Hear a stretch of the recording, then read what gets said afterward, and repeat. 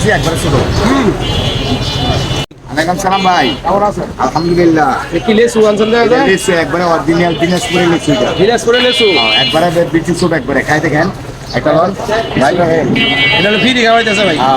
অনেক ভালো লিচু এটা, দিনাজপুরের মিষ্টি আছে আসলে মিষ্টি। তিতুল মিয়ার দোকানের সামনে পাইবো সবসময় ভালো লিচু।